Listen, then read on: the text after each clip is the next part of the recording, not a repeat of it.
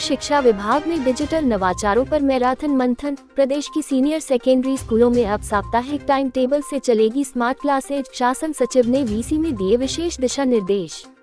जयपुर, 23 सितंबर। प्रदेश के सरकारी senior secondary स्कूलों में सब्जेक्ट टीचर्स के पद रिक्त होने पर भी सभी विद्यार्थियों को स्मार्ट क्लासेज में मिशन ज्ञान के ई लेक्चर्स के माध्यम से एडवांस साप्ताहिक टाइम टेबल बनाकर प्रत्येक सोमवार से शुक्रवार तक का पढ़ाई कराई जाएगी। वहीं हर सप्ताह सोमवार, बुधवार और शुक्रवार को इन स्कूलों में प्रातः 8 से 9:30 बजे तक रेमेडियल क्लासेज भी लगाई जाएगी। इसके लिए स्कूल शिक्षा विभाग द्वारा विशेष व्यवस्था की गई है। स्कूल शिक्षा विभाग के शासन सचिव श्री नवीन जैन ने शनिवार को जयपुर में शिक्षा संकुल से प्रदेश में डिजिटल शिक्षा नवाचारों पर आयोजित राज्य स्तरीय वीडियो कॉन्फ्रेंसिंग (वीसी) से जुड़े प्रदेश भर के शिक्षा अधिकारियों, सीनियर सेकेंडरी स्कूल के संस्था प्रधानों और शिक्षकों से मिशन स्टॉट और ई एजुकेशन नवाचारों पर विस्तृत संवाद करते हुए इस बारे में विशेष निर्देश जारी किए।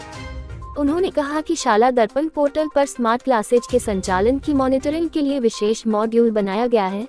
इस पर सीनियर सेकेंडरी स्कूल की संस्था प्रधानों को प्रति सप्ताह का टाइम टेबल बनाकर एडवांस में अपलोड करना होगा। सभी संयुक्त निदेशकों, मुख्य जिला शिक्षा अधिकारी और अतिरिक्त जिला परियोजना समन्वयकों सहित संबंधित अधिकारियों को ई एजुकेशन नवाचारों से जुड़ी हर गतिविधि की सख्त मॉनिटरिंग के निर्देश दिए गए।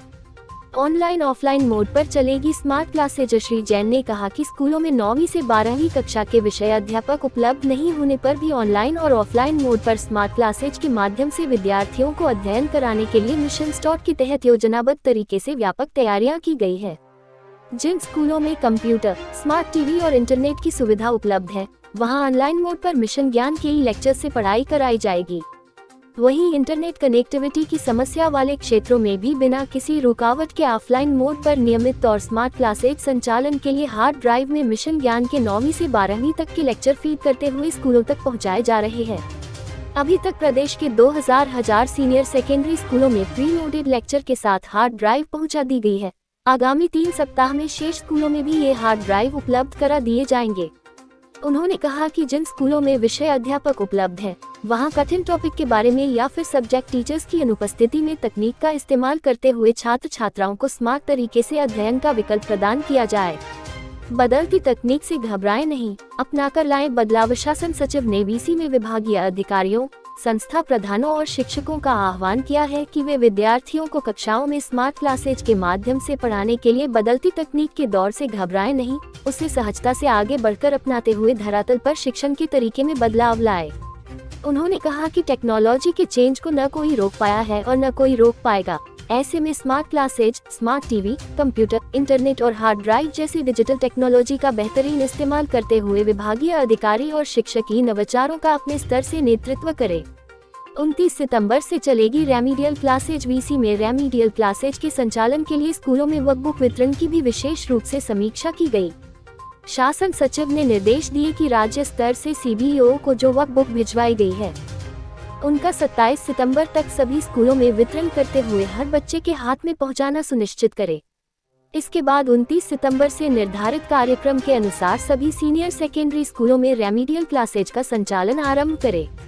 श्री जैन ने रेमेडियल क्लासेज की वर्कबुक के वितरण और शाला दर्पण संबंधी समस्याओं के लिए हेल्पलाइन वीसी में शाला दर्पण पोर्टल से जुड़ी समस्याओं के लिए 2 हेल्पलाइन नंबर 014127000872 तथा 014127119664 जारी किए गए।